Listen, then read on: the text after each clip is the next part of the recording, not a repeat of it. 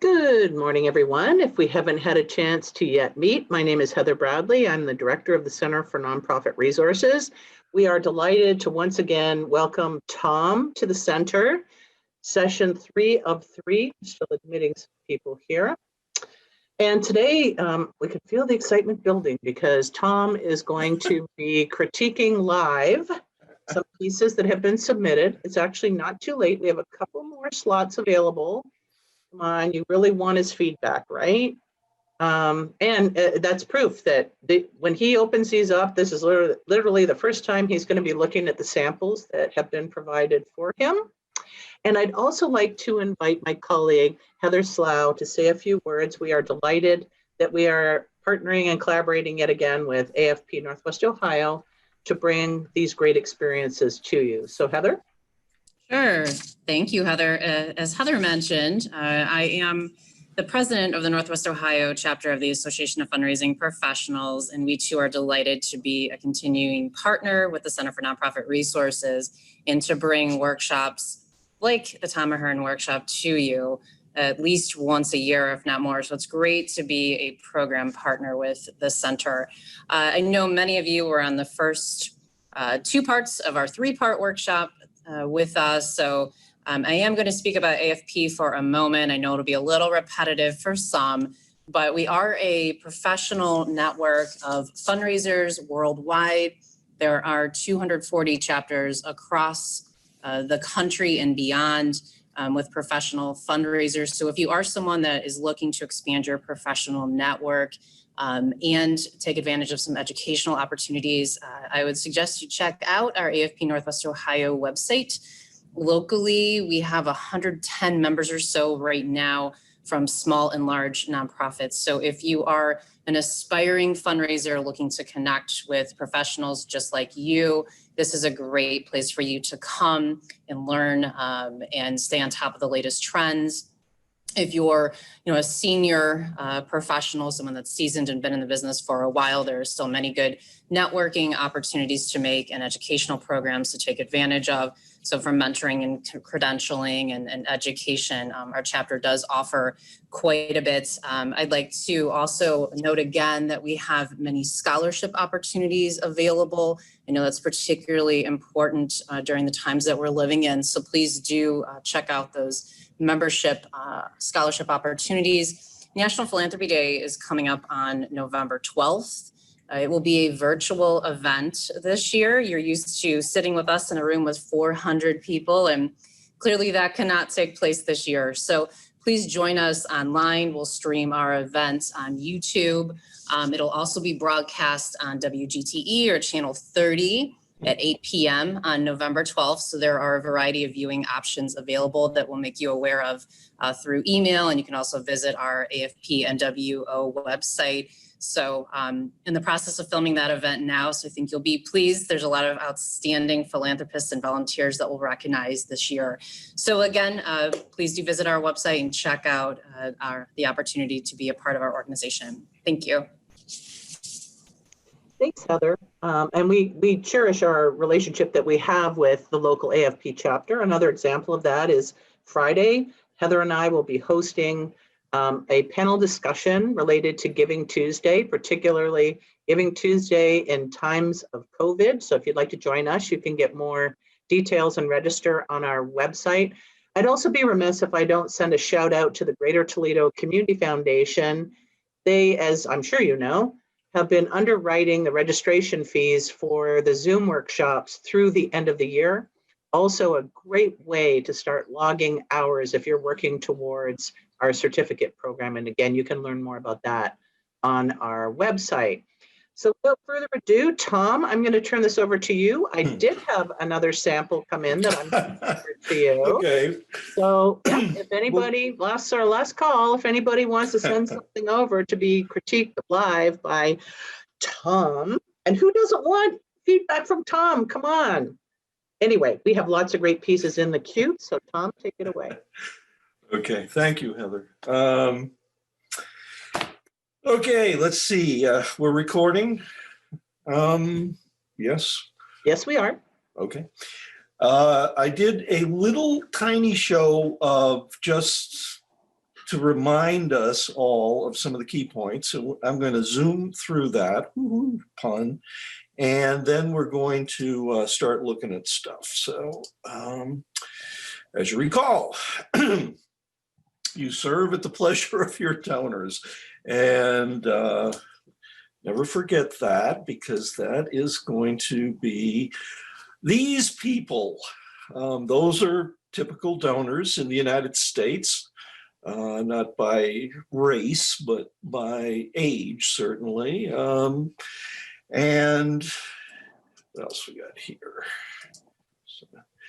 And there was Richard Radcliffe saying donors are staggeringly ignorant of the causes they support, but that is not a bad thing, because really we don't have to educate them. They come fully equipped with all sorts of things that are already in their heads. One of which is empathy, which is fairly rare in the animal kingdom. So, we just have to connect with what's already there. And one of the things that is very much already there is their own backyard. They like giving locally, and so you have an advantage if you're a local chapter, or what I think is advancing. Here's an example. One of Greater Toledo's darkest secrets, or brightest secrets, or lightest secrets, or bluest secrets, whatever. The fact that it says Greater Toledo is going to increase your opening rate significantly. Let's do this. Okay, you need an enemy for your donor to defeat, and that enemy is anything, really. You come to me with a problem to solve, and if you don't come to me with a problem to solve, then I really don't have anything to do. It's kind of a flat experience for me. Let's see. Next, purpose of donor communications, only one purpose, and that is to make your donor feel good. Now, the word feel is the operational word there. I have to feel something. Now, feeling good doesn't mean I'm dancing around the room, with birthday candles on my head and stuff. It means, well, any of these things you see in red on the screen, proud of contributing to my community, for instance. You take me someplace I haven't been. And of course, these days with COVID, we don't go much of anywhere anymore. So take me on some journey. I'm going to be very happy about that. Here's the my view of what your thank yous and your reporting newsletters, social media posts, what they really are is a way for you to hug your target audience.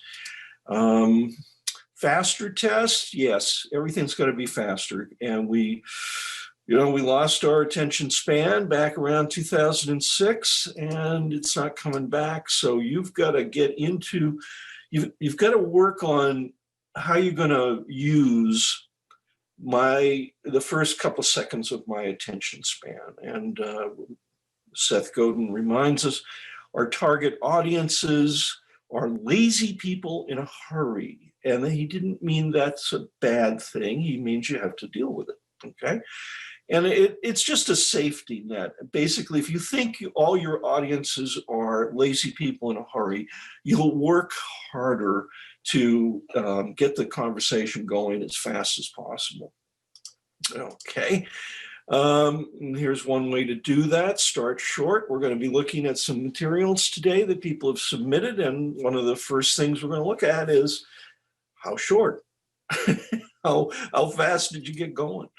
Then there is this issue, are you talking about yourself, or are you talking that yourself being the organization, or are you talking about how great the donor is? Because if you talk about how great the donor is, as you'll recall from this example at Gillette Children's Hospital, giving went up 1,000%.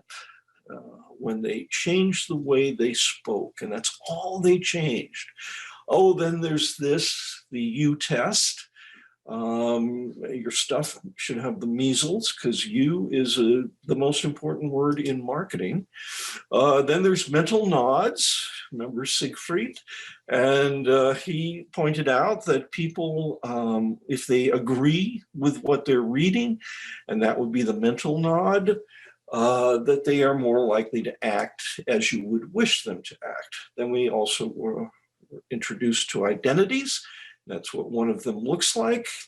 And then we were introduced to the emotional triggers that are most common in marketing and fundraising. And you can see them again on screen. There's the appeal. Do you have a good appeal? Is it easy to understand the problem? Is the solution easy to understand? Can I afford it? And is there some urgency? Okay. And this is a built to fail piece of attempted communication from, oh, who was this from? This was from the Teach for America people, just as COVID was becoming an international problem, and they were talking, reaching out and saying something, but most people never read it because it was one dense paragraph after another. How do you get me to read it? Don't do that. Do this instead. Have a bird write your appeal. So, and there are the bird's footprints there. Okay, so that's the quick review. Now, woohoo! Let's go take a look at our stuff. So he goes over, and my Toledo examples here, and let's see. Well, just start at the top, I guess. Maumee, I hope that was close. Valley, Maumee Valley, Maumee Valley Habitat for Humanity. Okay, so I butchered it pretty well. And Heather, first Heather. I hope this is big enough. If it isn't, just signify somehow. So we're still seeing the slideshow. Oh, you are? Okay. Well, then, okay, there you go. Share screen, and there it is. How about that? Maumee Valley Habitat for Humanity? Yes. Mm-hmm. Yes, and it's big. Thank you. Yeah, it's big. Okay. All right. A waiting list. Okay, so at the very top in a box is what is called a Johnson box by direct mail professionals. And it's big type that's at the top of the page. And this, in this case, has blue type on a blue tinted background. And it says a waiting list has started. You. So that's good. We got a U right there. You are needed now more than ever, so families can continue to live safely in their home. Now, I'm a little puzzled. I don't, waiting list has started is telling me something, but I'm not sure what, and that's fine. In some cases, that's fine. In this case, if I block that out and I just went right to the letter, dear Tom, COVID-19 has shined a spotlight on the health and safety of our families. Yes. Kind of a mental nod, not going to disagree. It has taught us the importance of being in a safe place, including the homes we live in. What if people's homes can't protect them? Think of your, okay, so it's interesting. I don't know whether this is going to people that have given in the past versus people who have not given in the past. And that, those are two very different audiences. One is your what you'd call your live list, or, that's your base, the people that have given in the last 12 to 18 months, let's say. And then there are the people you're trying to acquire as first-time donors. If this is going to people who have given in the past, then it's fine. They basically see the Habitat for Humanity logo and go, oh yeah, I like those people. And but if it's going to people who have, I'm going to scroll now, I hope this works.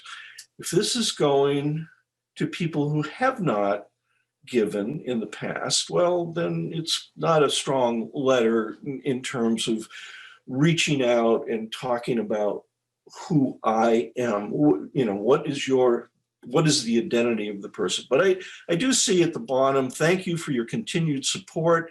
And it's in blue contrasting color, which is a good thing. And that suggests that, in fact, this is pretty much going to people that have given previously to Habitat. And some our repair program waiting list is growing. I see. Okay, so that is buried, as you can tell. I'm going to zoom out a little bit just so we can see the whole thing. That is buried down here. Where'd it go? Yeah, there it is. The waiting list is growing. Okay, the waiting list is growing.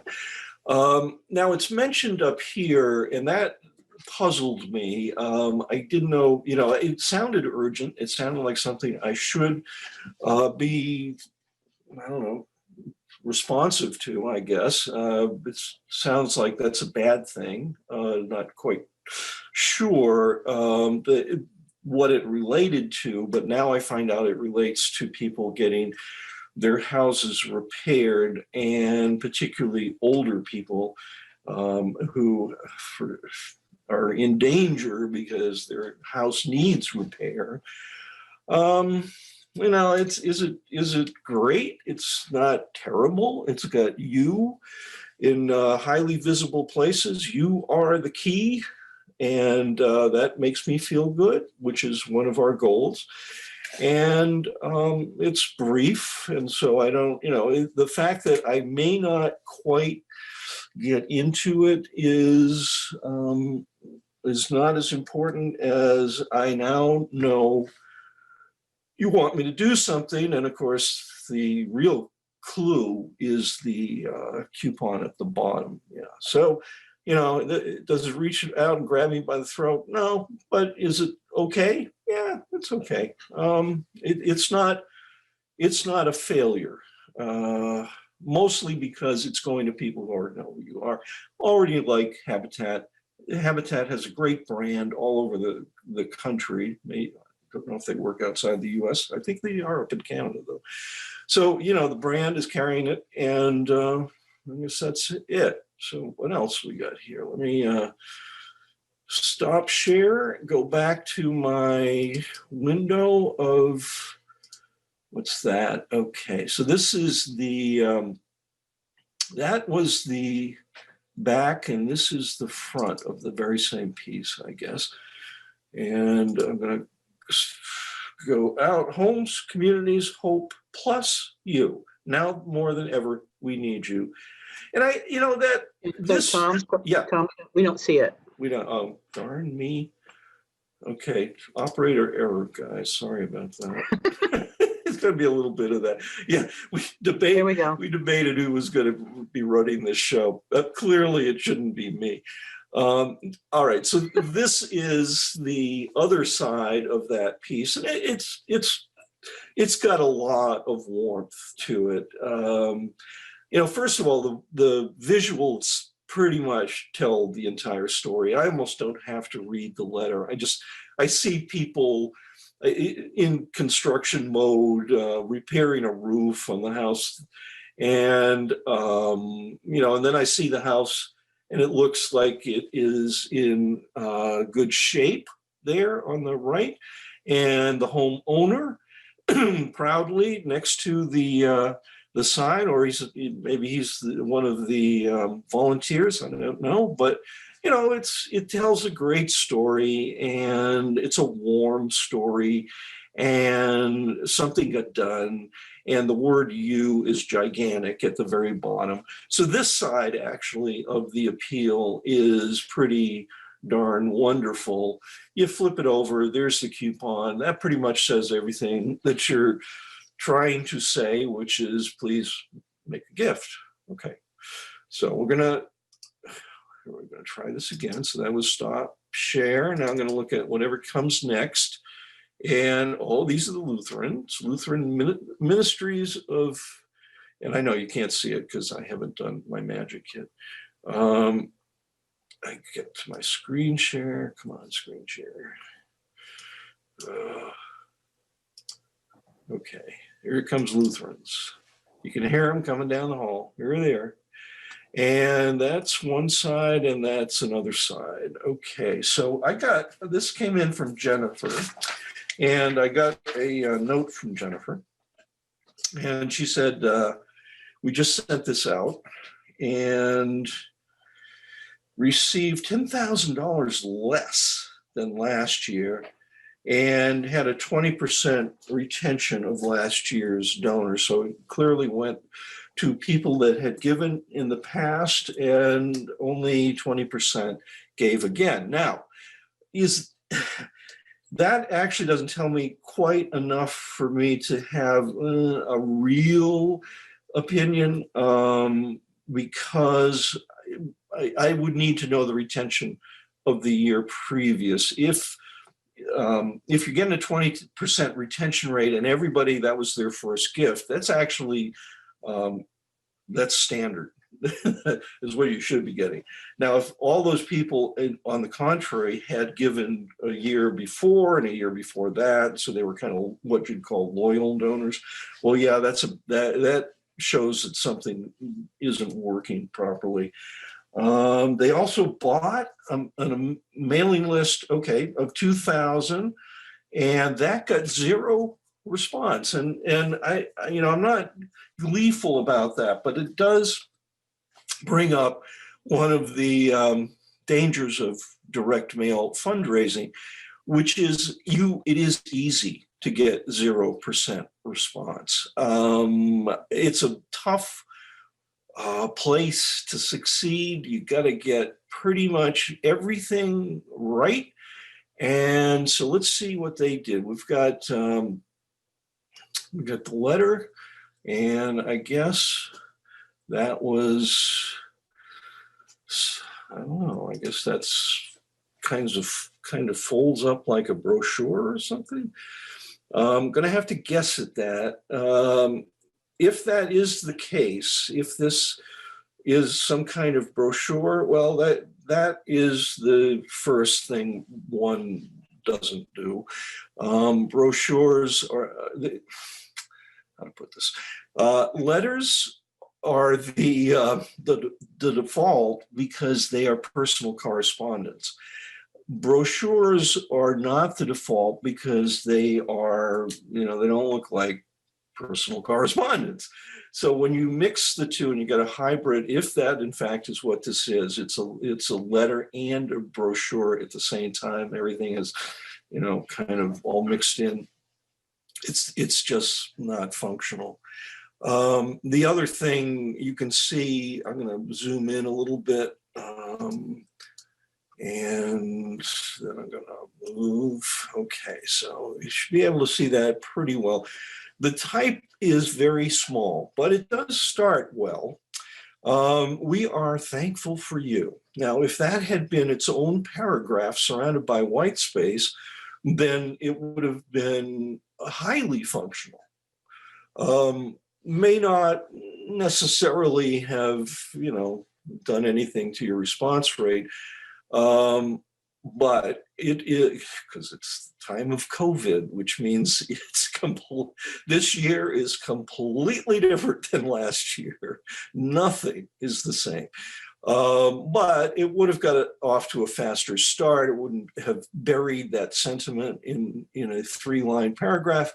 What does it say next? Every year, you not only experience how richly God provides for you, but you pass that love on to our ministries to make a difference for those in our care. And that makes you truly special in our eyes.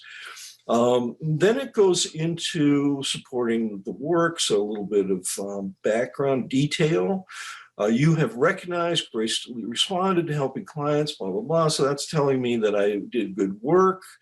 It's a dense paragraph, but, I'll make my way. Even as we face the uncertainties of the past few months. And now I'm in paragraph 3. And what you would learn if the person presenting today was Stephen Screen from the Better Fundraising group out in Seattle, is that if you haven't gotten to asking me what you want me to do by paragraph 3, yeah, you've kind of failed one of the first tests. I shouldn't have to read the entire letter in order to get it. I should get to the point that says today, that the default, I don't know if that was in the nuts and bolts, but the default is, I am writing to you today because, right? And the because is because we need your help, in essence. And so let's go down with your help. So basically this was kind of assuming a gift was going to come in just because, hey, it's the Lutherans and they do good work, and they do good work. Lutheran ministries do amazing work all over the country, actually. And they do it here where I live in Rhode Island, up in nearby Massachusetts. I've worked with the Lutheran ministries up there in Worcester. Again, the work is fabulous, but the love, I'm not, it's there, and the word you is there, but it's cloaked in this very, kind of dense, small type. It's a brochure. Again, it's a brochure. It's not really a letter, so it doesn't, it's not reaching out and saying, inside this envelope is something special just for you, and it needs to, in order to maximize the income. Because particularly right now, what the data is showing is that people who do not have a financial crisis in their own life are still, yes, giving. In fact, they're giving more. But on the other hand, of course, are the people who lost their jobs or are living on a fixed income and it doesn't stretch very far. Those people, they've withdrawn from the scene, temporarily maybe. This letter is not personal enough. It is, and in fact, it goes pretty quickly away from what is in everybody's face right now, which is the pandemic. So, if you've got the 3 bullets under there, that normally would be a place where people's eyes would kind of wander down quickly and skim those, because bullets are intrinsically easier to read. And in this case, what do they get? Well, they get brochure talk, share resources that will provide nourishment of food, mental health, counseling, even the grammar is not quite straight, and enhance lives for people with developmental and intellectual disabilities to gain new skills. None of this can be felt. That's jargon. Developmental and intellectual disabilities jargon. Jargon can't be felt. It is intellectual, it's abstract. And, so the letter itself just is, it's kind of weak, I would say. All right, so let's stop sharing and go back to our pile. And what do we got here? Let's get rid of the novel. And okay, so now I see it, you don't yet, but I'm getting there. All right, and share the screen. All right, I'm gonna blow that guy up. 150 now, let's go 200. When I write at the 200%. So I can actually, well, for one thing, my eyes are the age of your donor's eyes, and typical donor, and I need bigger type.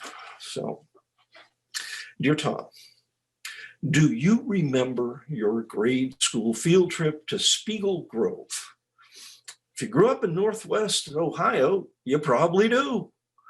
Sadly, this year, there will be no field trips.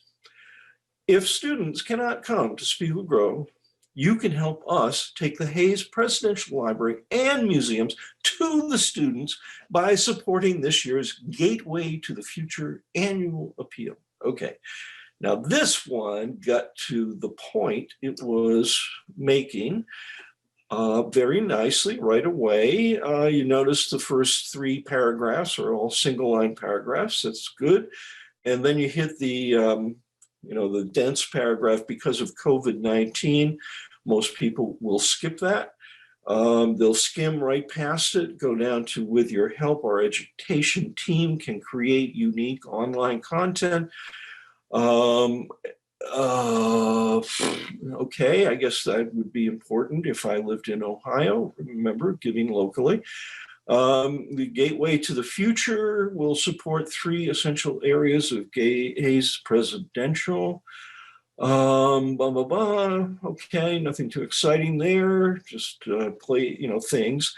What makes this year different from past? We're reopening, facing a projected $280,000 budget deficit, and which has been reduced to 110,000. Well, there's your goal. And,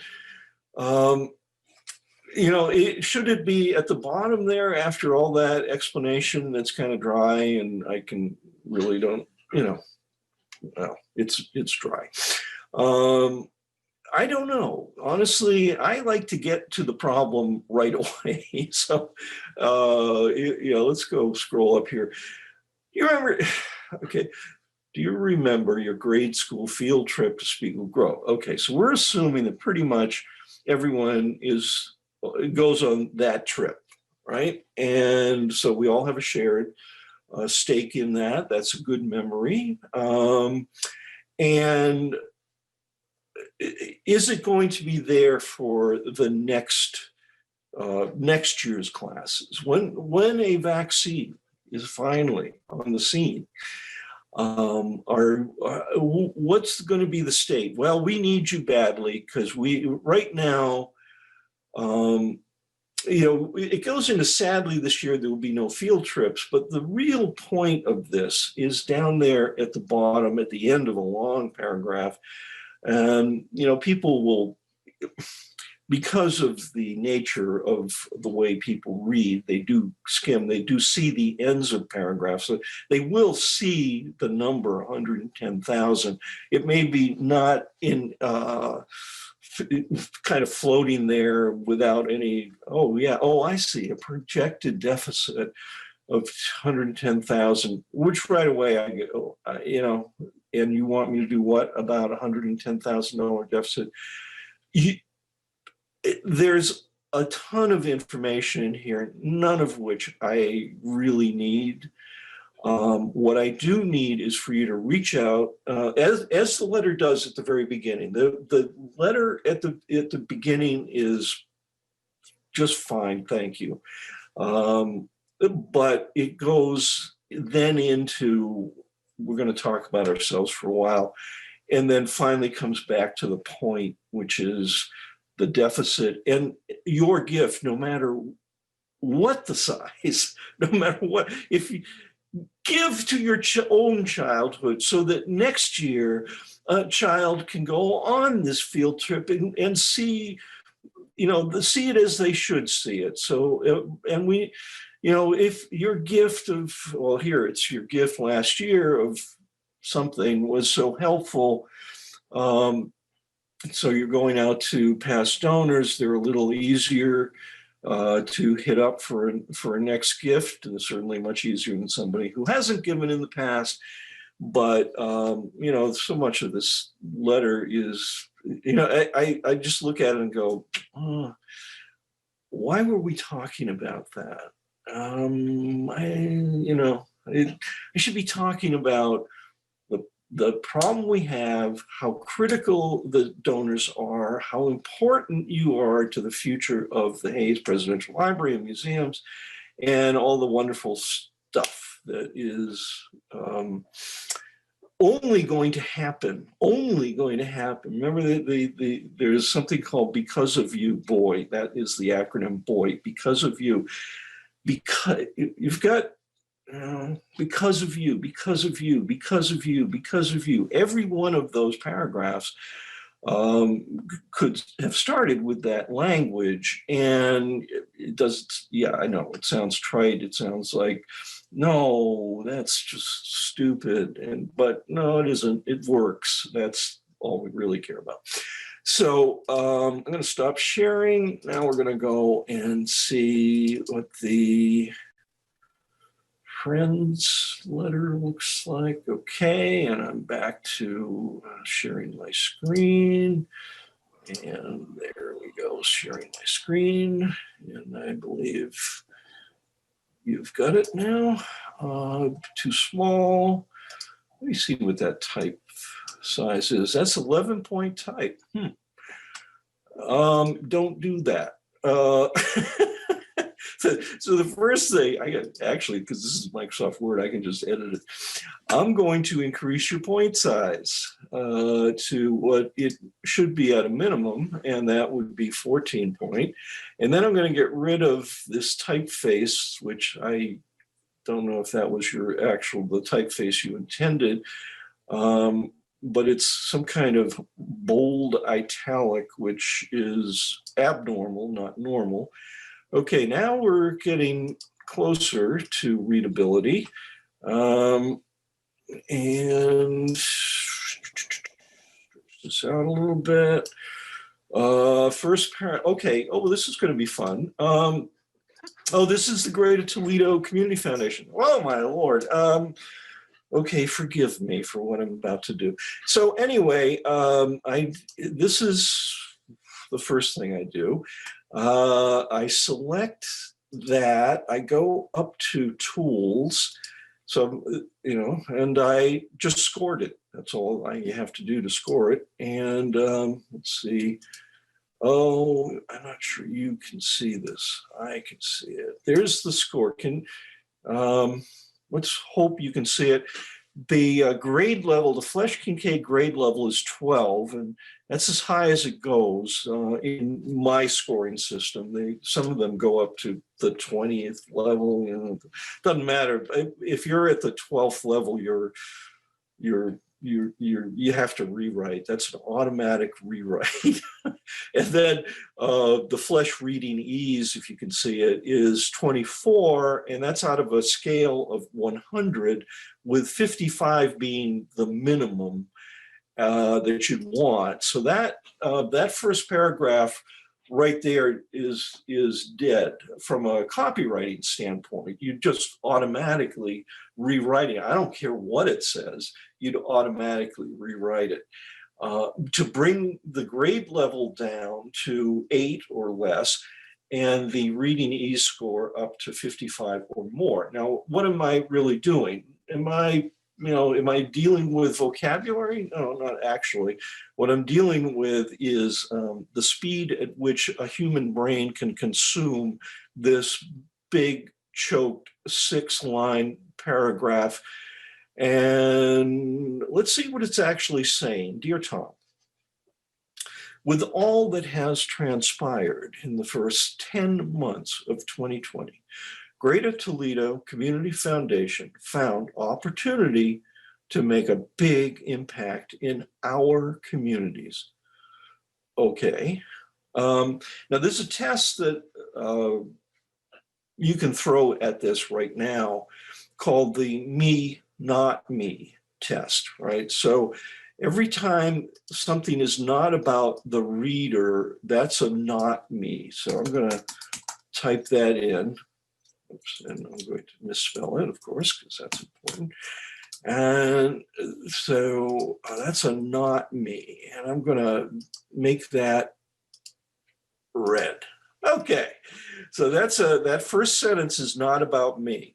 And then when the COVID pandemic struck, GTCF answered the call to action to support those most vulnerable in our communities. Okay, that's another sentence. It's not about me. So I just copy that and paste. And with financial assistance from many individuals and corporations, I'll just throw that in, supported the community with more than $650,000 to assist those affected in, okay, so that's another, not me. So your first paragraph is unreadable from a visual standpoint, and it's 3 sentences, none of which are about me. So right away, you've kind of blown the I don't know the intent of this letter, and nor will most people receiving it, because most people by the end of that first paragraph have decided, and again, is this always true? Am I some kind of omniscient person? I know exactly what they're going to do.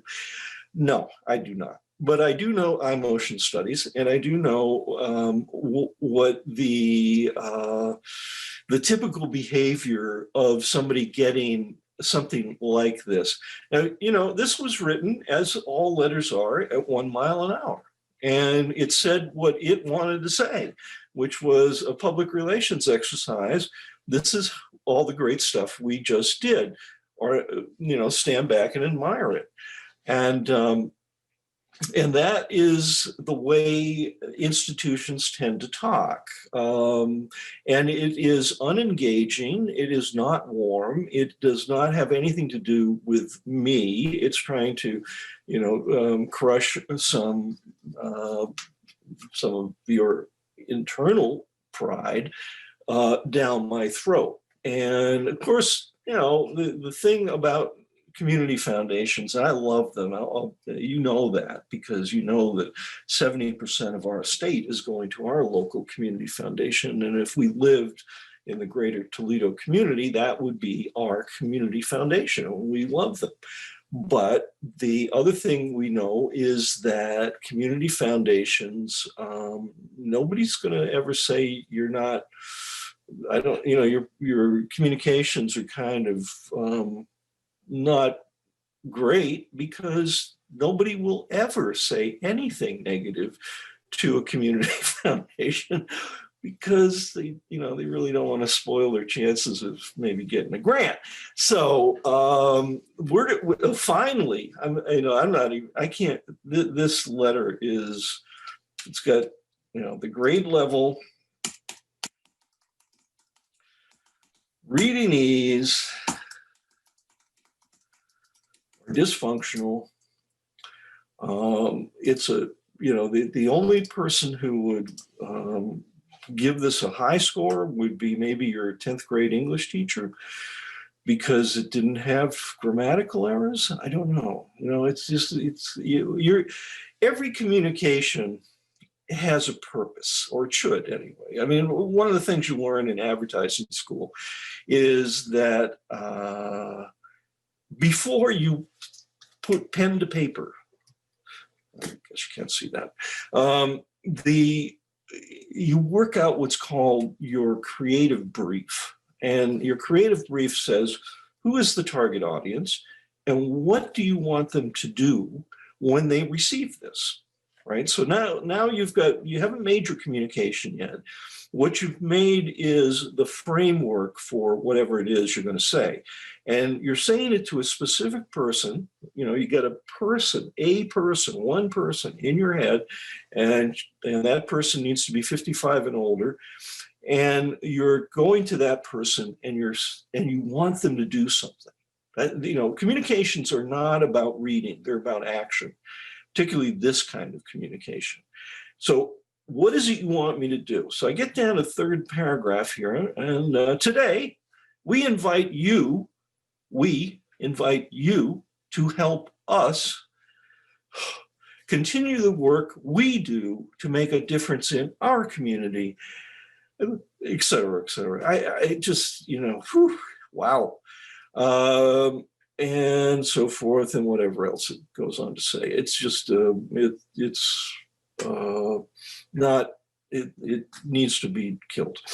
And so start all over. But, then I go here and I see, oh, it's signed by the board chair. Well, in my world, that there's a deal we make in advance with all clients, and that deal is called the verbatim rule. And the verbatim rule says you will not change a word I write. Now that's to protect the client and the results, not to protect me. I'm not trying to please the board chair. Frankly, they're not the target audience, and they don't have any training. So why would I care what they think about my letter?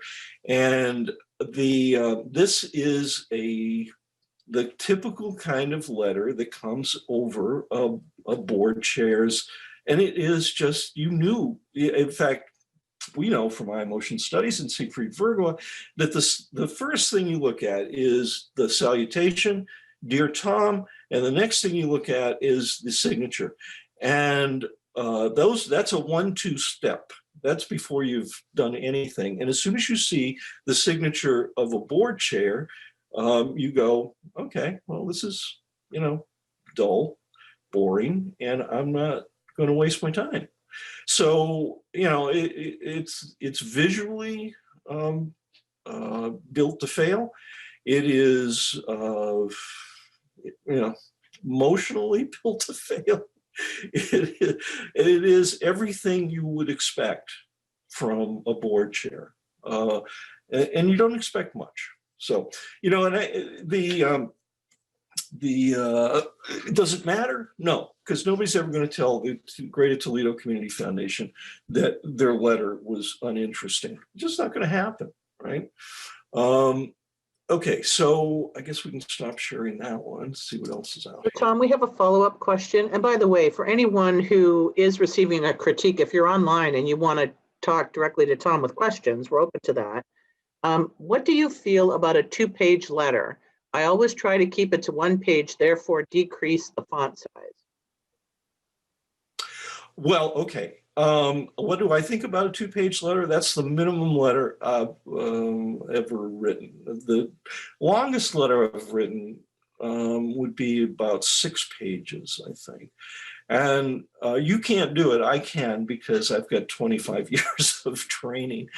Most of the time, the only reason to do a short letter, 1-pager, is you really don't need to say all that much. Like Habitat, do they have to tell me anything? Not really. I know what Habitat is, or I think I do anyway. And then they had all the pictures, so I really knew what they were talking about, and I didn't have to read that. I saw the coupon, and I said, okay, Habitat. Can I give them a gift? Do I feel like it? Do I have money? Do I have surplus money? All those things are preconditions for making a gift.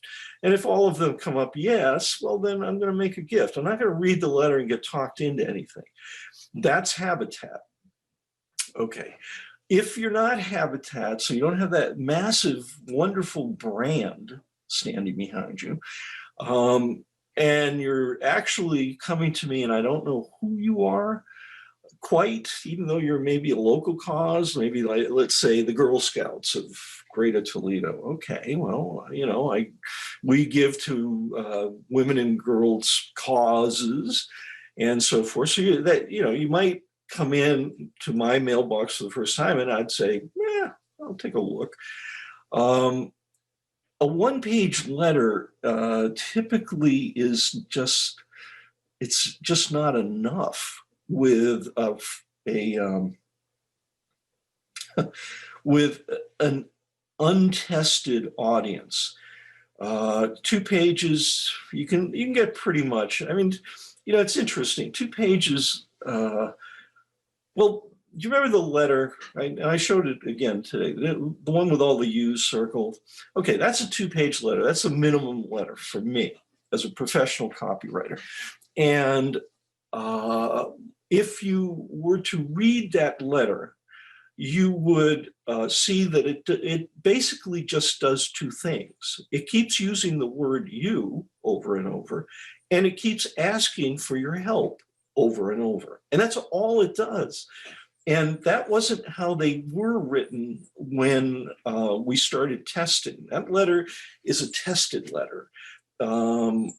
And it was tested for years, and it produced great results and brought in 30,000 new donors plus, and all of those great things that you want to happen. But you have to get out of your own way. The letter has to be about the person reading the letter. And it gives them a job, and then it gives them that job again, and then again, and then again, and then again, and then again, and it doesn't have to explain much. So, is a one-page letter is no. There's some kind of urban myth going around that nobody will read more than a 1-page letter, and that's just how to say this? That's just Buckeye. That is not. I don't know where it came from, to be honest. It's a fantasy. What they need to know is, what is it you want me to do? And they need to know that as fast as possible. And did you make it easy for them to comply? If you get those 3 things right, so there's a theory among direct mail professionals that you could basically send out a blank page that just said, "Will you give today?"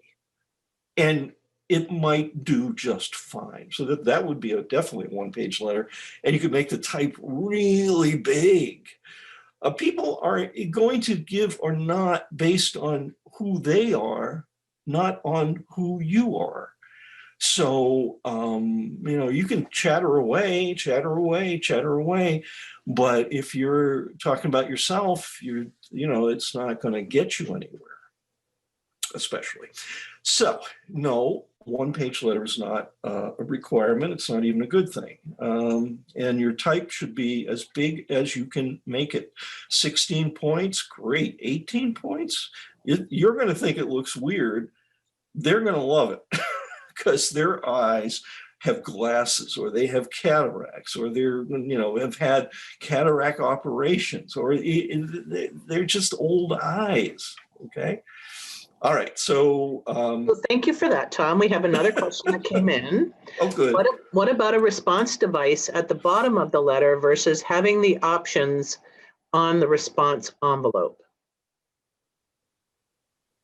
A reply device, a separate reply device, is usually going to test better than having an all-in-one envelope. In part because if the only ones I've seen that are all-in-one envelopes, the type is tiny in order to get all the fields, the form fields onto it. So that right there is inconvenient. You don't want to deliver customer inconvenience, because you'll be penalized for it.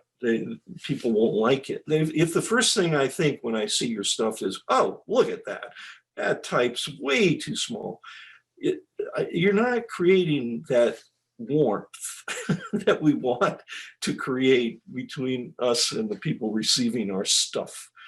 You're basically saying, "I don't care who you are, and I don't care how bad your eyes are. Here's the envelope. Put something in it now," and that's not going to work. So, any other questions? Not at this time. If anyone does have a question as we go along, please enter it into the chat box. Yeah, what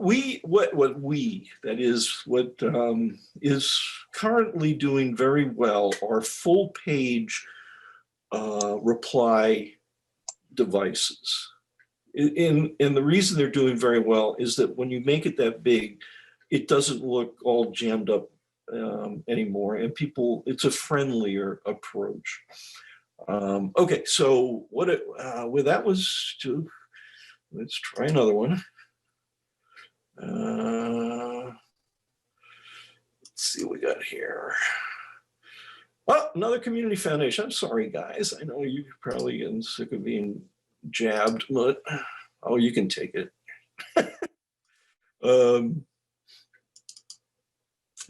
Is that the same one? That is the same one. I'm sorry. Stop share and then screen share and then there it is. There's my guy. Okay, now you see it. And we're going to blow it up 200%. Get rid of that lousy typeface. Yeah. Times New Roman, please. Why Times New Roman, by the way? Because it is the most used serif typeface in the English-speaking world. And that means it is something your brain trains on, or the average brain trains on quite a bit. All right. All right, so this is going to people who have entrusted funds at the foundation, so maybe donor advised funds, I guess. I have one of those. And it's from the president. So again, dear Tom, I'd look at that first, and then I'd look to see who signed it. It's the president, so that's good. You know, you want the biggest cheese to be signing things, not writing them, but signing them, because it's the title that matters. And this is friendly. Thank you for entrusting us. That's a kind of, you know, it's humble-ish, entrusting us with your fund at the foundation, exclamation point. And I want to say you cannot overuse exclamation points. And so go out and buy yourself a barrel of those and just liberally scatter them around. And I'm going to do this because, of course, it should have been done in the first place. Now that I've made that first sentence its own paragraph, it's going to ring like a bell. Whereas before, when it wasn't its own paragraph, now it's just part of a big block of type that my brain actually has to labor at to kind of figure it out. You don't want to give me labor. You want to give me stuff I don't have to labor at. So I just turned that that is a beautiful sentence. That is a gorgeous sentence. All the things I said about the other letter just went away. This letter is gorgeous if you make that first sentence its own paragraph. Let's score, though, because that's what professional writers do. And we're going to actually score that far down just to see what the general, I don't know if you can see that, I'm just ignoring everything, getting my score, and the score is grade level 12, unacceptable, reading ease 45, unacceptable. So both that letter, now that's the whole front of that letter. Let me just score the first two paragraphs, see if they get off to a faster start, maybe. And they do. Look at that. Oh, you maybe can't see it. I'm not sure whether my screen sharing is showing you the readability statistics.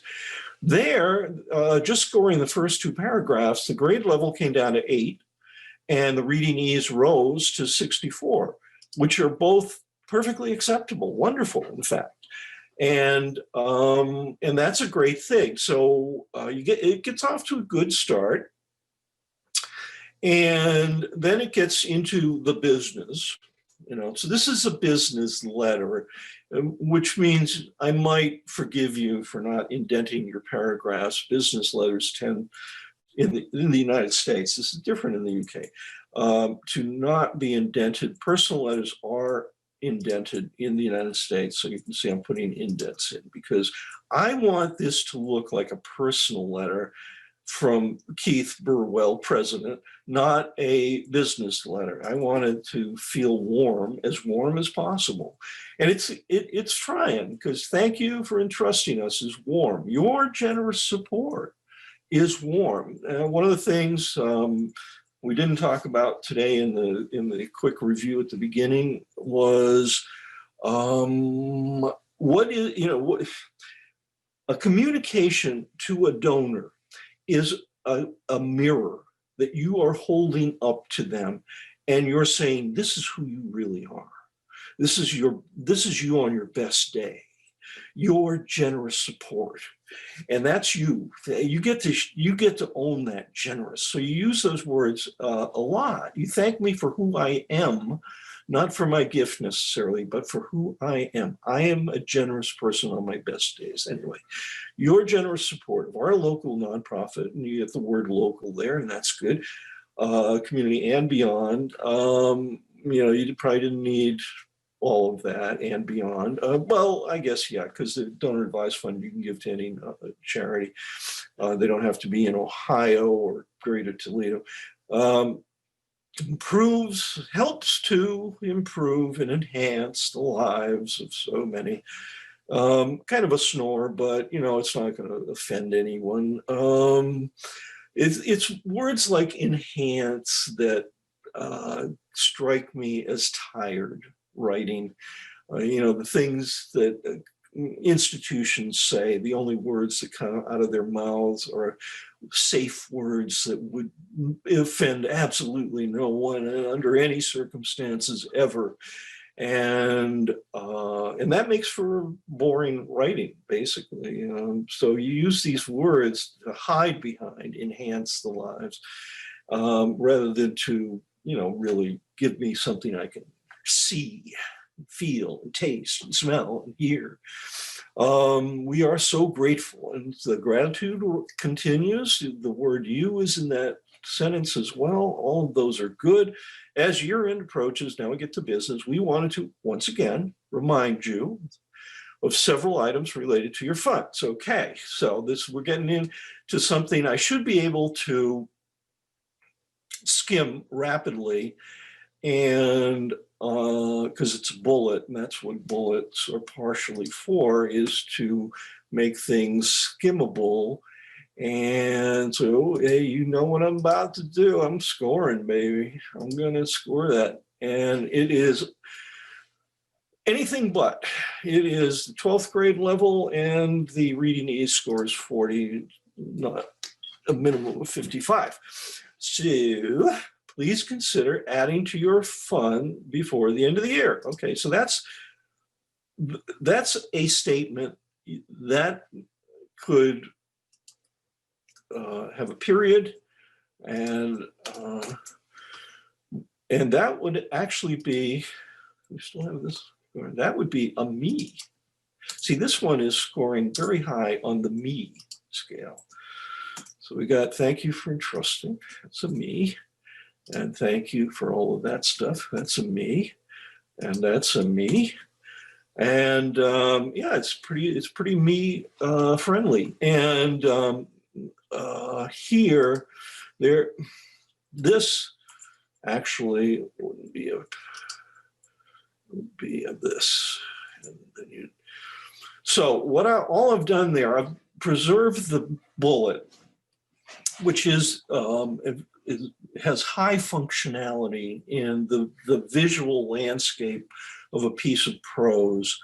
But in this case was being ruined by having this big stack of dense gray text underneath it, which was all secondary information.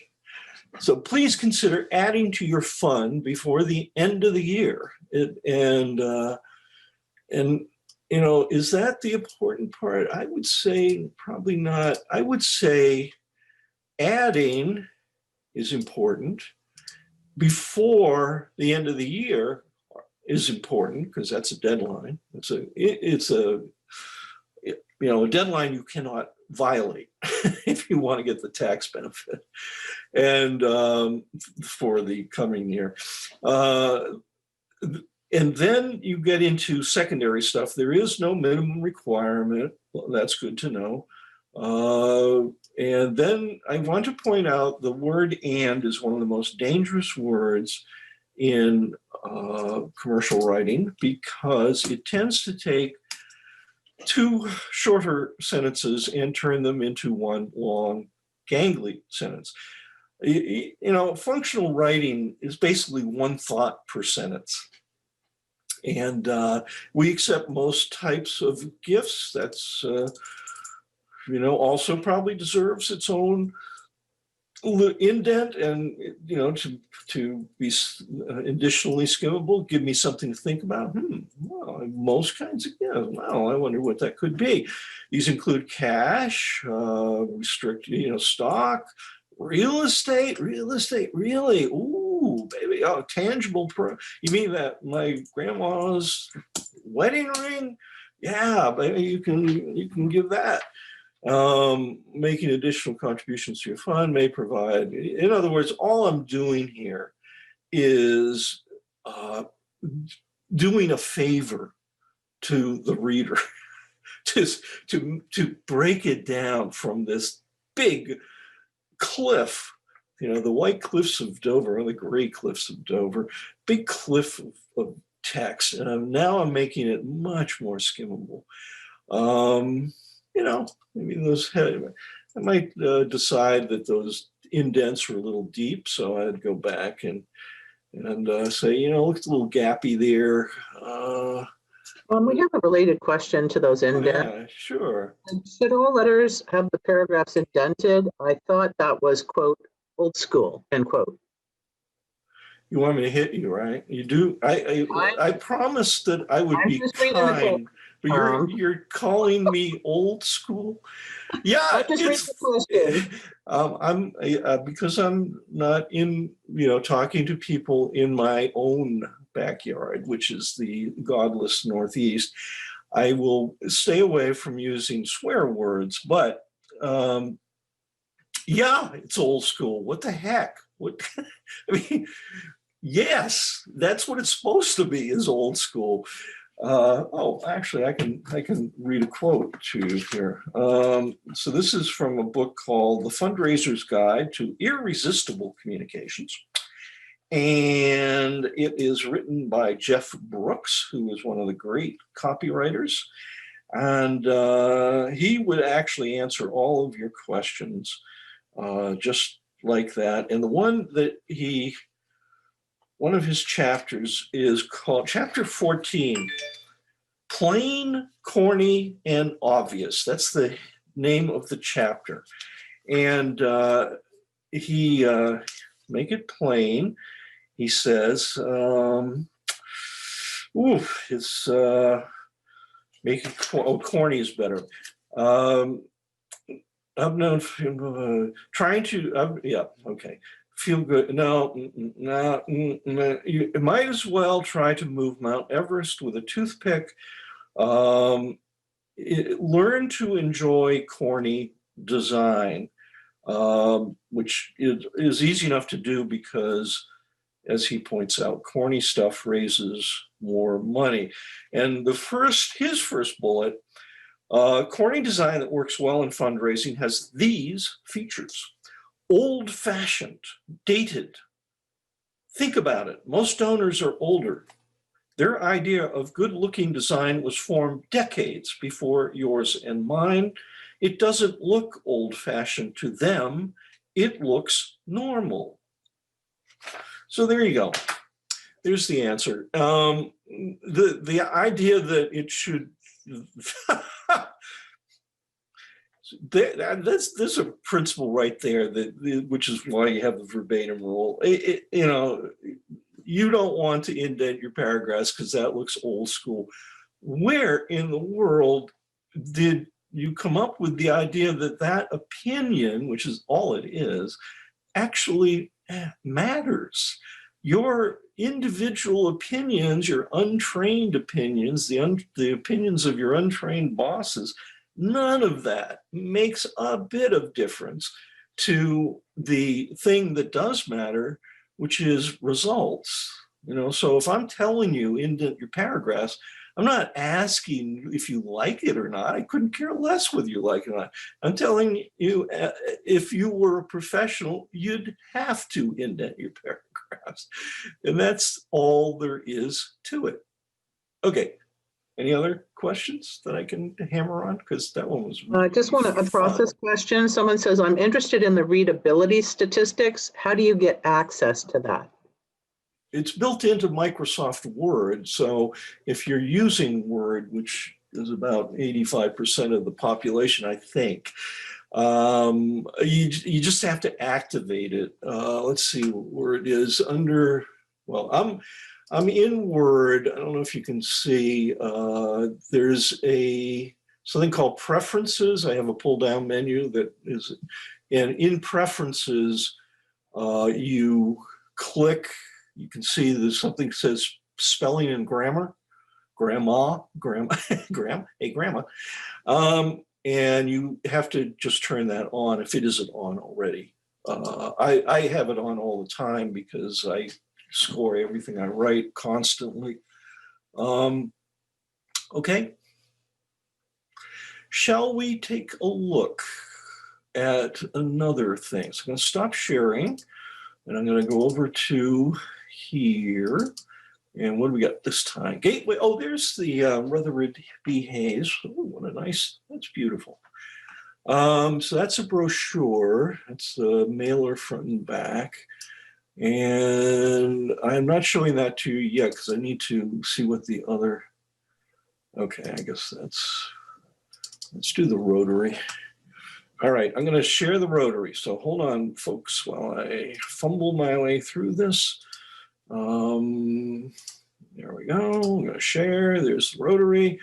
And this is the Rotary Club of Maumee.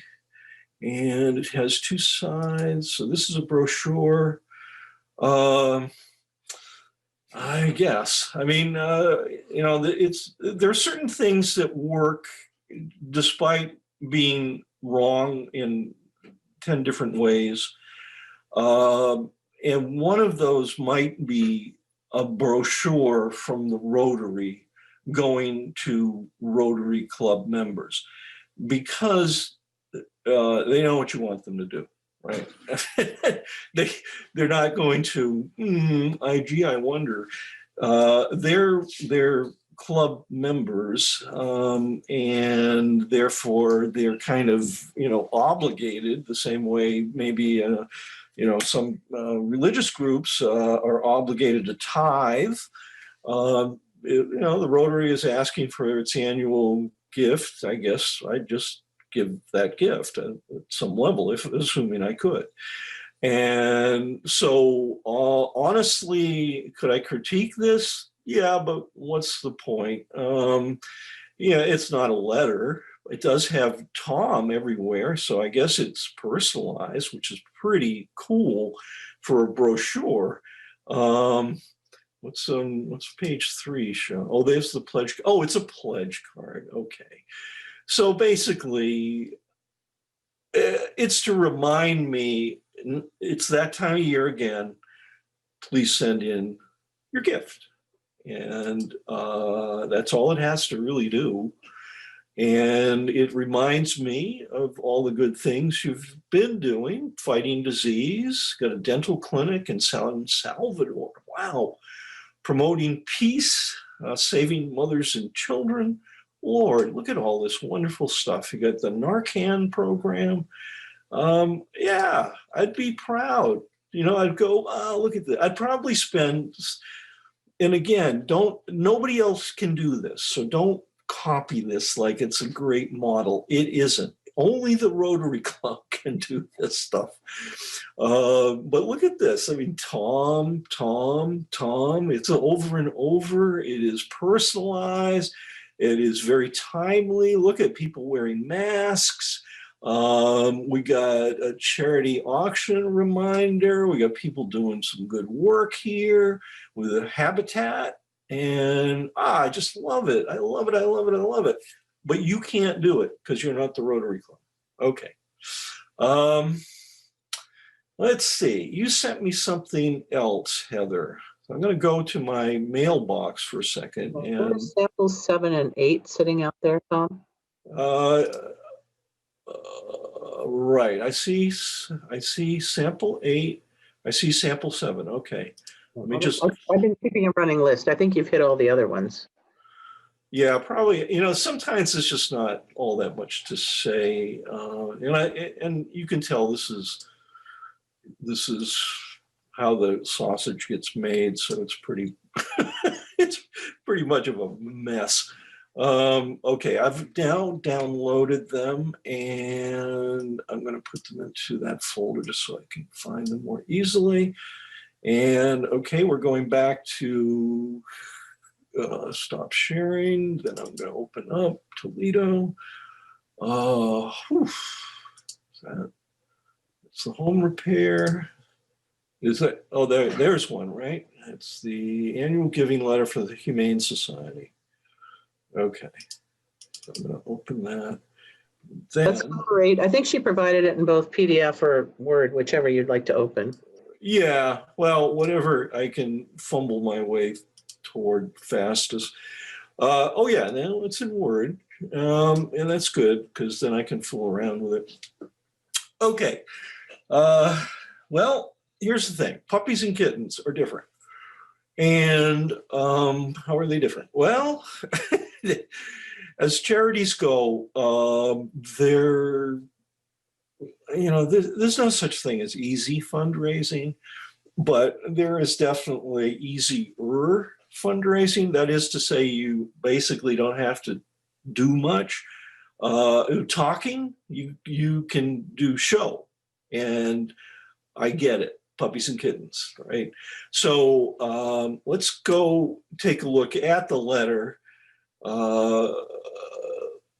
just to see, just to see. So I'm gonna, it's 100%. Let me blow that up so you can see it better. So I've now selected the first paragraph. So that's where I encounter you for the first time. Actually, that's not true. What people will look at first are the images in a letter such as this. Okay, but I did score it and spelling, and you didn't have grammar turned on when you created this letter. Therefore, I can't score it because whatever the originating software was is, but I can do a workaround here. So I'm gonna score this on my own Word, and then that should work. I think if it doesn't, well, then we'll move along. Do you want to score the? No, I don't. And spelling grammar is. Yeah, no, I can't get into it to do scoring because it didn't originate to be scored. Well, so I'll just read it. I hope this letter finds you and your family, fur family too, happy and healthy. And that would be, of course, a mandatory opening paragraph. Oh, look at how much nicer that is. It's warm. I can get into it. I see that little wonderful touch, the fur family too. And it's going to be telling me a story, looks like. That's Lola. This has been quite the year at the Humane Society. I love that conversational tone of voice, but it is smothered because it is buried at the beginning of a long paragraph that my brain tends to want to skip. Just like everyone else, we had to adapt to a new normal. Okay, and some of this language from the pandemic, I'm sure, like me, you're going to be happy to see it go, like new normal, and anyway, not right now. It's very appropriate. I'm not criticizing. It's just, wow, these things get tired after a while. We shut down our spay-neuter clinic for a period of time, operated by appointment only. Blah blah blah. Who cares? Despite the pandemic, it did not slow, or whatever. It seems like down the Humane Society's ability to help the homeless animals and so forth. So it's not about me, but I am a dog or cat lover. And I guess that's Lola there. She had a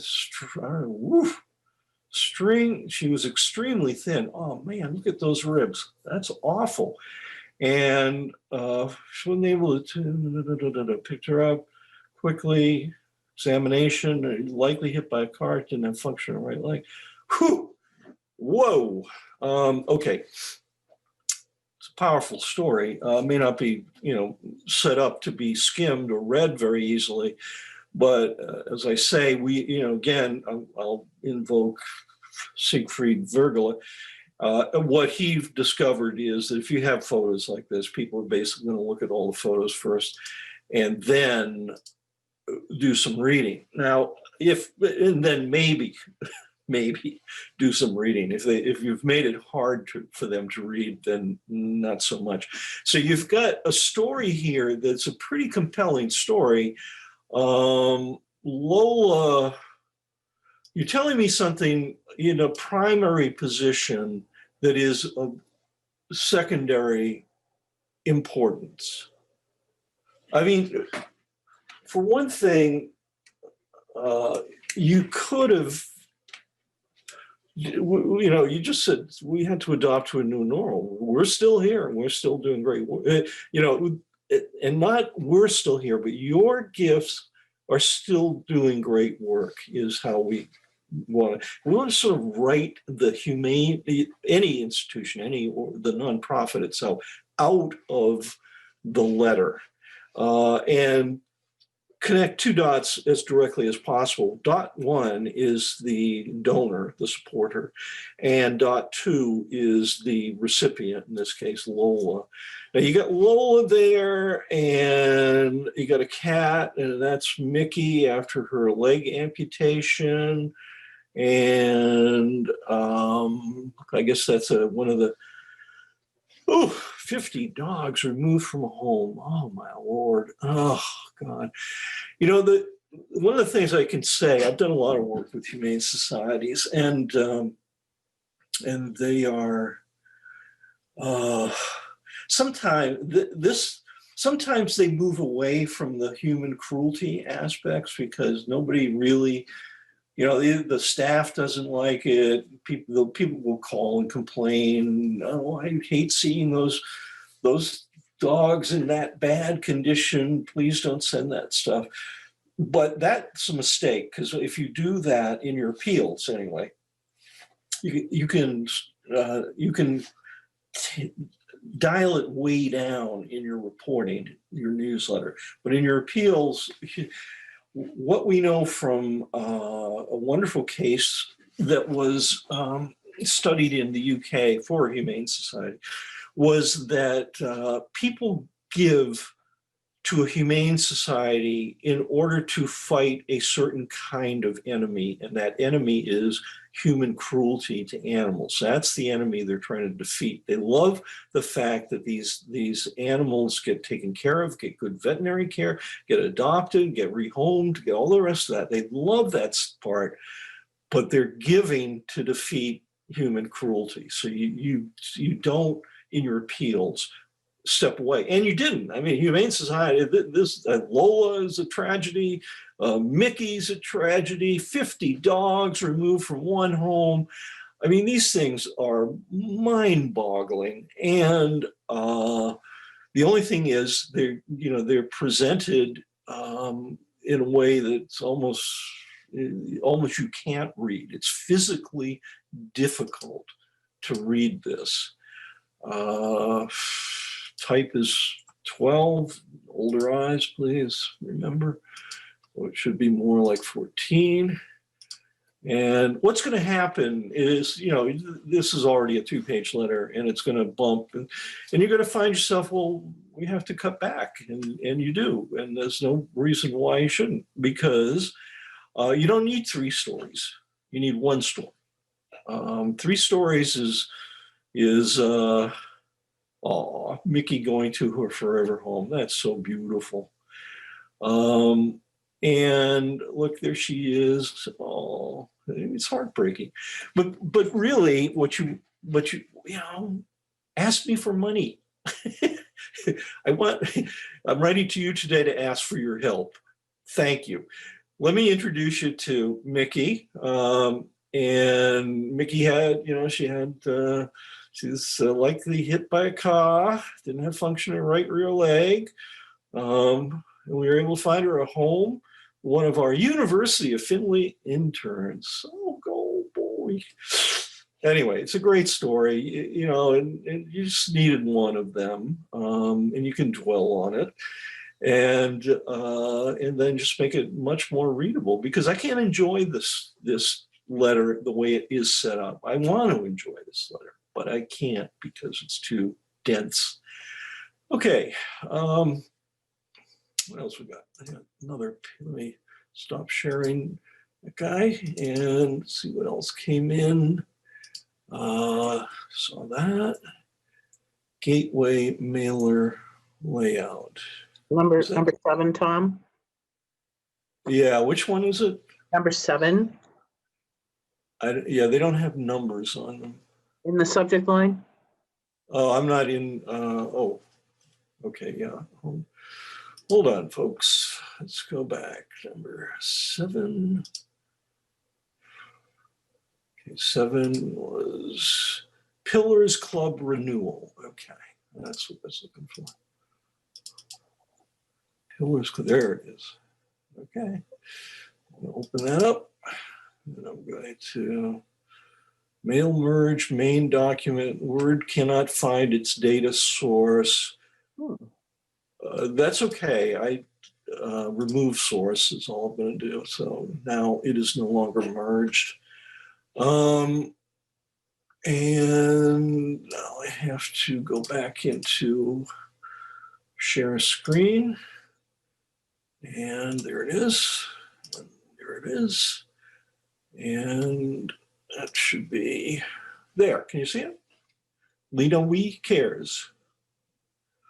And if I'm mispronouncing that, forgive me. Get rid of that. Yeah. My good friends telemarketing. What? Lenawee, Michigan. Lenawee, Michigan? Lenawee. Lenawee, Michigan. Yep.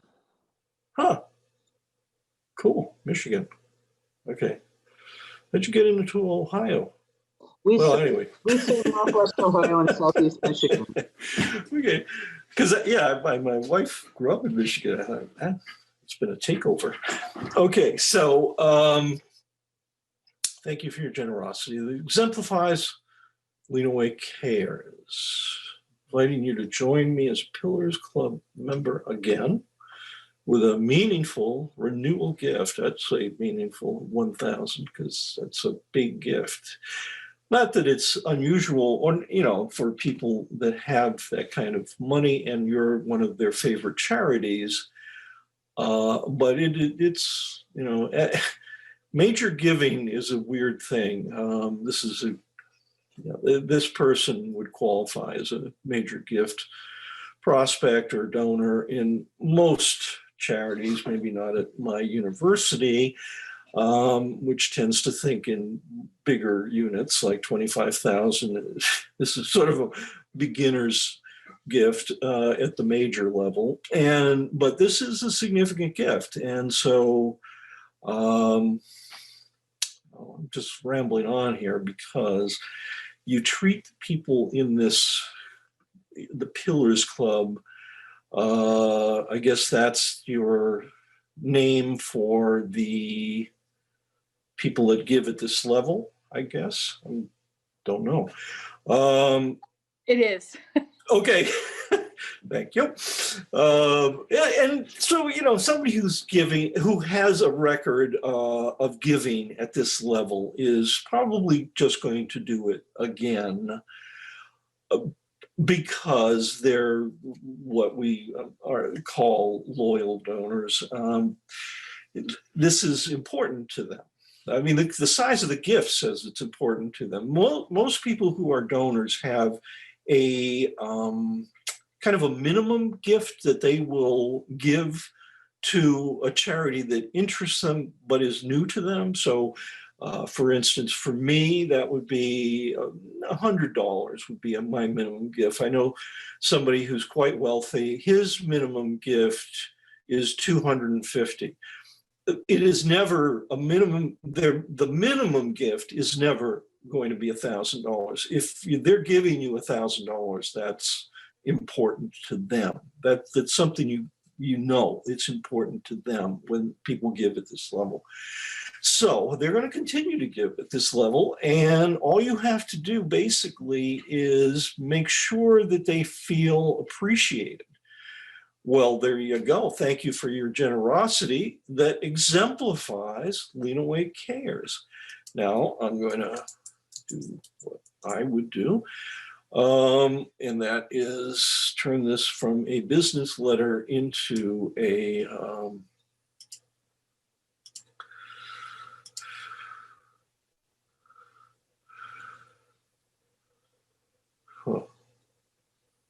okay, so this is the Lena Waite Community Foundation.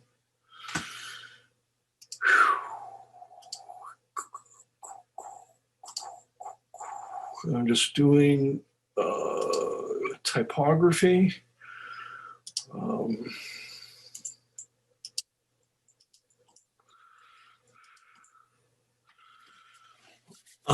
Okay, so I just cleaned it up a tiny bit just to show you what I would do as a writer of these things professionally. But the what else would I do here?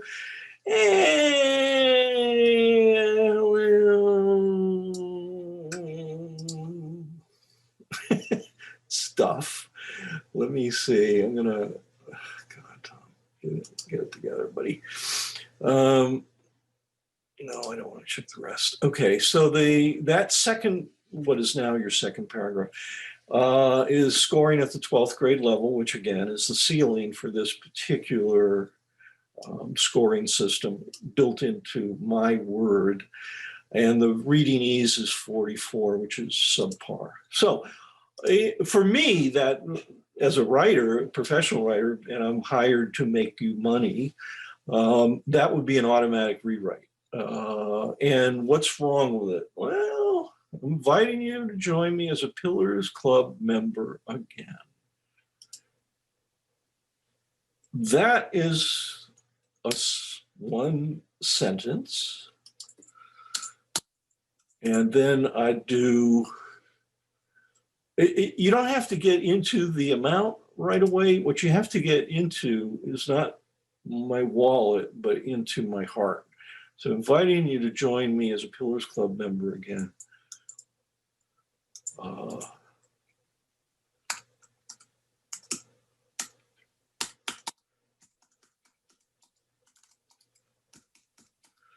And I'm being corny. I'm throwing some extra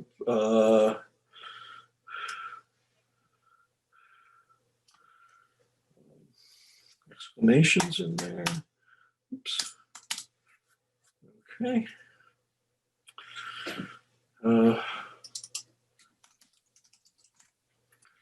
And I threw in an I because this is, these are not letters, they're conversations, actually. I mean, the truth of it is, the more they look like business letters, the less warm they feel. And I want this to be a surprise to you. So I want you to just go, what? Who uses 3 exclamation points? I can't believe they went overboard like that. And now I'm just gonna rescore this just to see if anything's changed.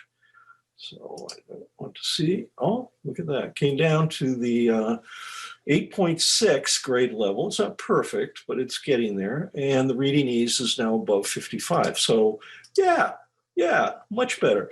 And is it better writing? No, I mean, I'm not going for the National Book Award here. I'm going for how fast can somebody consume this appeal? And now it's much faster than it was. And there you go. That's one thing you can do. You probably won't do it though, because people are, you were trying to get this on one page, and now your club chair is going to say, but nobody reads 2-page letters. And so I won't even sign it if it's a 2-page letter. Then they fire you, and then, you know, whatever. So, but that's what one would do if that were not the case. So, that was just the beginning of it. I didn't really get into it. But all you're trying to do in an appeal letter is make the offer and have them say yes. That's it. That is all you're trying to do. So everything else that's in here has got to earn its keep. Why are you giving me information? First of all, information is not as important as inspiration. I don't need more information. I mean, yes, to a certain degree, you want to reassure me that the community foundation, thanks to my gift, thanks to your generosity, thanks to your generous nature, thanks to your courage, thanks to your willingness to support our community, thanks to your unending willingness to love the community you live in.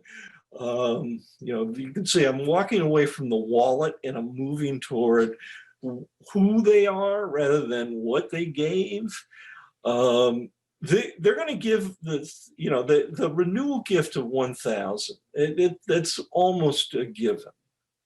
As long as they know, I mean, if you came to me next year and I didn't remember what I had given to you, well, you'd have to tell me $1,000 because I wouldn't have remembered. But that's all the importance it has in this letter.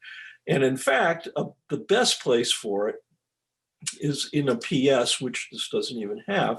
And PS, last year you were amazingly generous. And blah, blah, blah.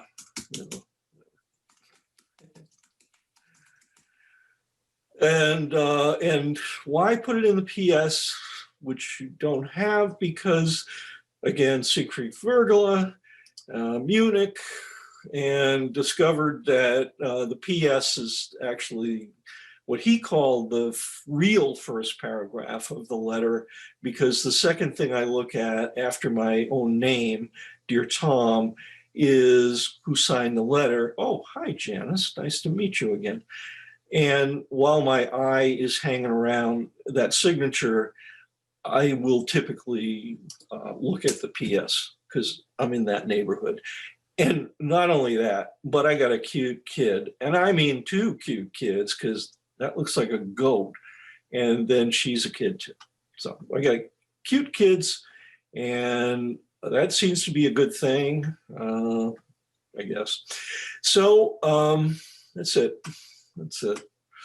I guess that's about all we have. What do you think, Heather? Yeah, those were all the pieces that were submitted. Of course, we have some time for Q&A. And Tom, I mean, we have a foremost authority here on the topic. So if you have any burning questions, now is the time to enter them in the chat box. I, of course, Tom, I'm going to channel a few questions based on queries that we get. So if you don't mind, can you just be open to whatever the topic is around fundraising? Absolutely. Yeah. Okay. So days of giving. You heard us talking about Giving Tuesday.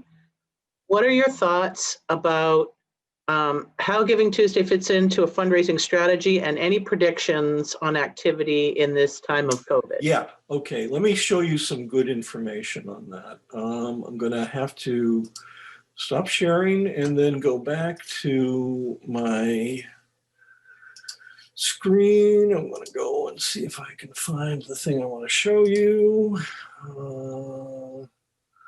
Yep. And there it is.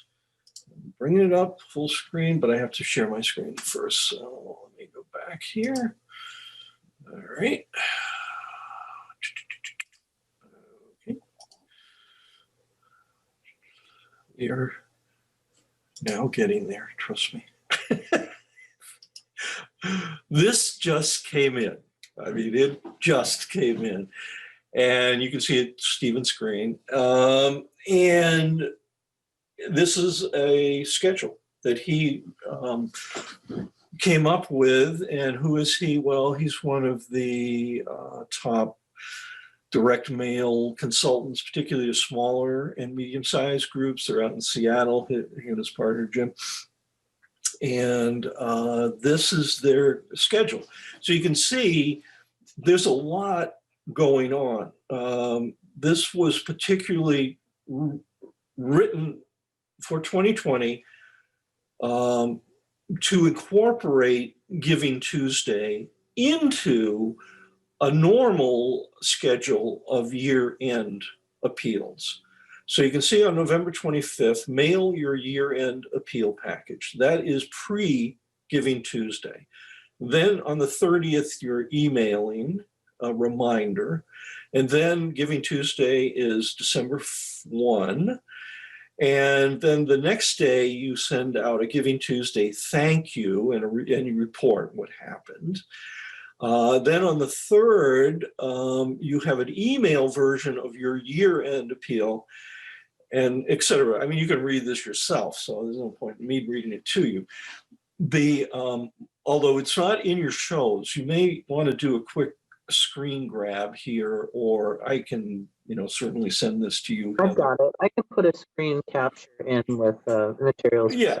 Okay. So the thing I do know about Stephen's Screen, I know their work, I know their results, and they basically, whatever they tell you to do, just do it. And it'll, you'll get as good results as you can get. Now, execution does matter. So if you're mailing a lousy year-end appeal and it's got all the problems that we saw persistently today, they're hard to skim, they're not, warm, things like that. If you mail lousy stuff, you get lousy response. If you mail adequately executed, not great, it doesn't have to be great, it just has to be adequately executed, then you'll do better. Now, Giving Tuesday has, it varies. Some places Giving Tuesday has become a huge deal, and somewhat depends maybe on whether the community foundation or some state group like AFP perhaps is pushing it harder. So it's you hear about it a lot. Other places, it's kind of like every man for himself, every woman for herself, and each charity does what they can do. And if you don't do very much, you're not going to get much of a return. And if you're going to get hundreds rather than thousands. And if you do a lot, and one of the most successful, last year I did a little Giving Tuesday roundup after the event to see what some of the people I know, fundraisers and clients and charities, how they did, and a very good literacy group that if you knew them intimately, you'd say, wow, I love what these people do, particularly for immigrants coming in who do not have English as a first language. What they do is amazing for these people. And yet they made a few $100 on Giving Tuesday. And why? Well, because they really didn't, they sent out an email a couple of days before, and that was about it. And when you went to their website, they didn't even mention Giving Tuesday, so they didn't celebrate it in any way. But another charity I spoke with, which was Healthcare for the Homeless down in Baltimore, they made almost $60,000 on Giving Tuesday. And so how did you guys do that? And what they did is they started promoting Giving Tuesday in August. So they had August, September, October, November, almost there, Giving Tuesday. They had like 4 to 5 months of reminders that Giving Tuesday was coming. And they renamed it. This was also brilliant. Instead of being Giving Tuesday, this is healthcare for the homeless, so they called it Giving Tooth Day, and they devoted all the money that came in on Giving Tooth Day to dental care for people who didn't have homes, who were living rough or in shelters. And by giving it a special purpose like that, and kind of a cute name, Giving Tooth Day, they made it into a campaign, and it had its own special goal, and they did extremely well. So, again, we've said it before, you can't, there's no easy fundraising.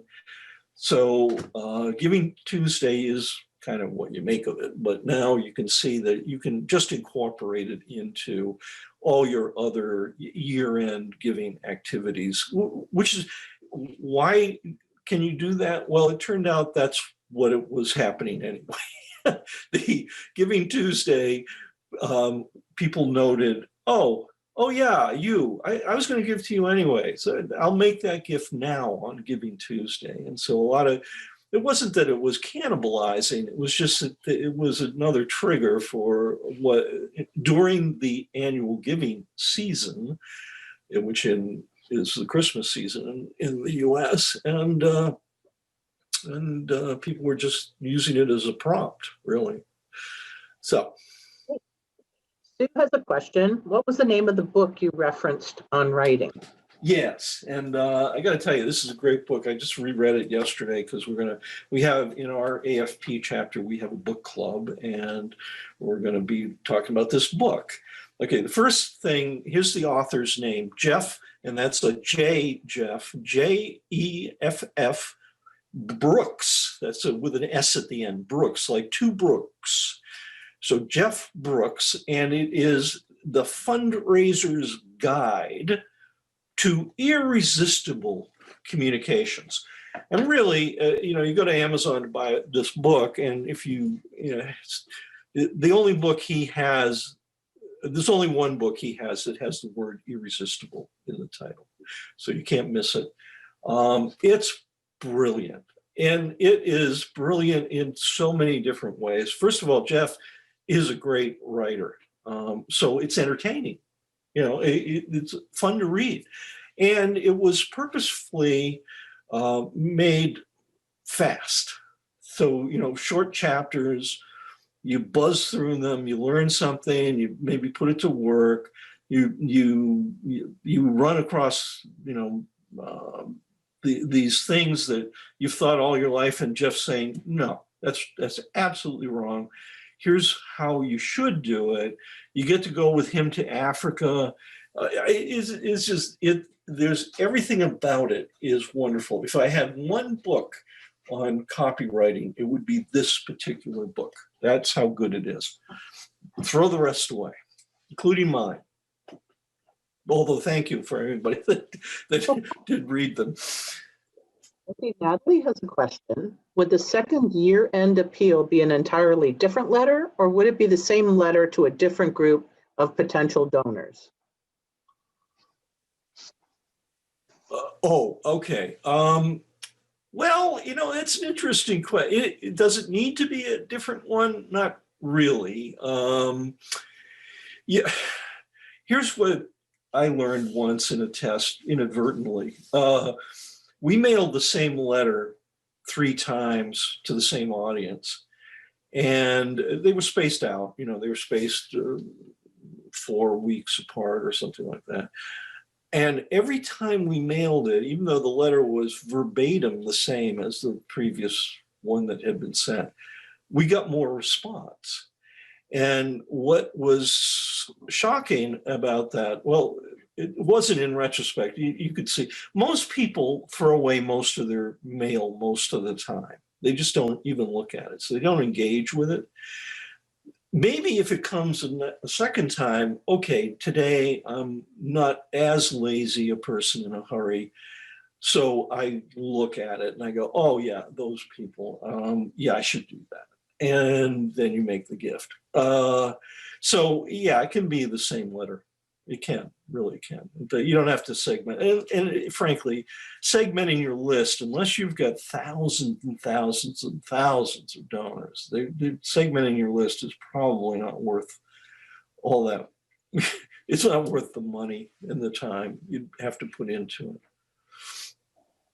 So Tom, I've just completed some market research from the center, and we have a very large group who want to understand online fundraising versus traditional fundraising. Can you speak to whether the copy is the same or different, or similarities or differences that people need to be aware of if they are focusing on online fundraising? Mm-hmm. Yeah. Okay. Well, there are a couple. I know we have to bring you back for another course, but are there some highlights that you can give us? I could, yeah. Let me try to be useful in the time we have left. The major difference is that the online environment is action oriented, whereas the traditional way of raising money, well, it's either personal, face-to-face, and that would be mostly, major gifts are hunted that way, or it is mass marketing like direct mail, and it's more of a reader's environment. It's a much calmer environment, well, assuming they engage, of course. The online environment is busy. Now, there is no distinction really between traditional and online, because all fundraising now is multi-channel. That it's been that way, probably at least as far back as 2010, 2008. Just ignore that. Sorry, I thought all my phones shut off. You can see here, you've got an email version, you got direct mail version, you've got a couple of more emails. It's both physical and online, and that's what you have to do. There is no, we only want to do online. That's just not going to work. Now, there is an exception to that, and it's puppies and kittens, actually. Facebook is a place you can raise a ton of money for certain causes, and puppies and kittens happen to be those causes. And this was proven by a group in Bangkok, Thailand called Soy Dog. Soy is SOI, it means street. And so these are dogs on the street, now cats, now just about anything that moves. Because what they discovered was that they could buy from Facebook the eyeballs of people that had demonstrated somehow that they liked puppies and kittens, right? So humane societies all over the world have a Facebook page, and they have their followers and their likes and so forth, but they don't necessarily do anything with them. They just put up pretty pictures, cute pictures, and people do like that.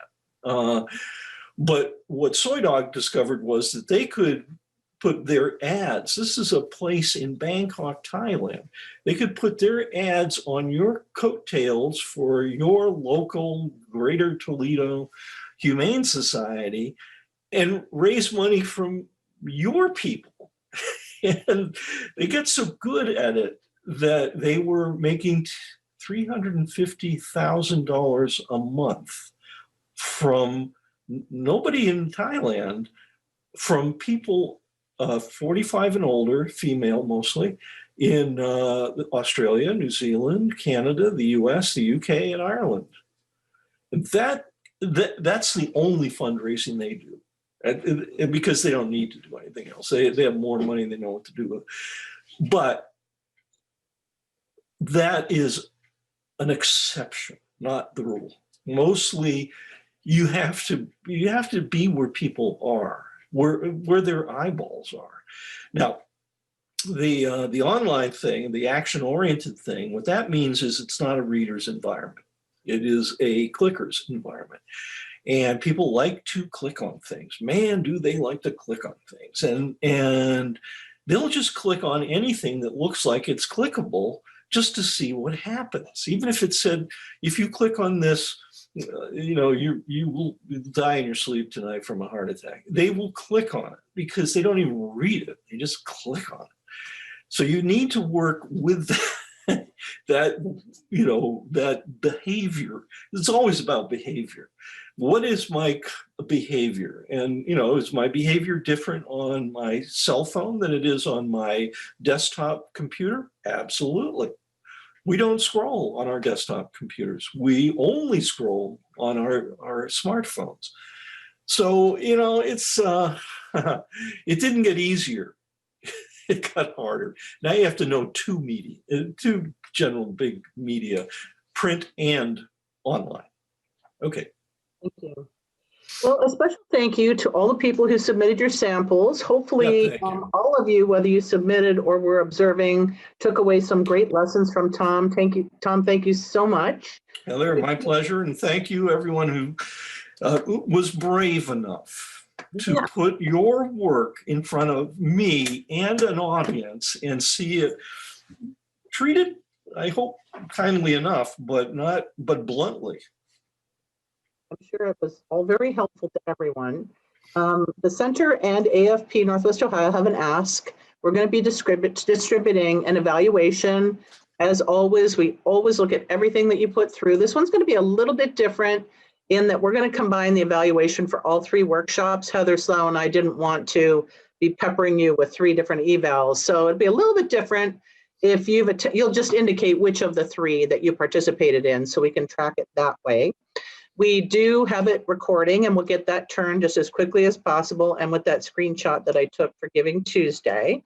And just as a reminder, really great workshops pulling up the end of the year here. So we've got the Giving Tuesday panel on October 30th from 10 to 11 a.m. You can register online for that.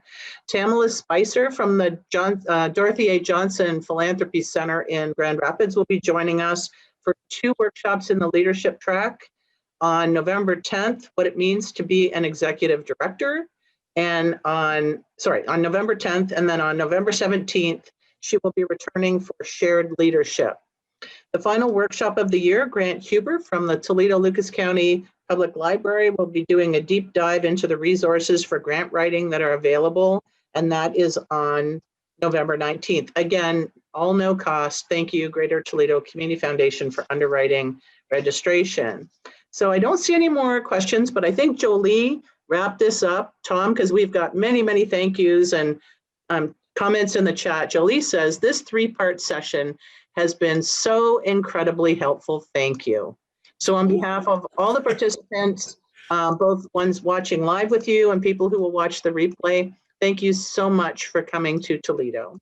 Oh, I love Toledo. Thank you for having me. Okay, everybody, hope you have a great week. Take care, everyone.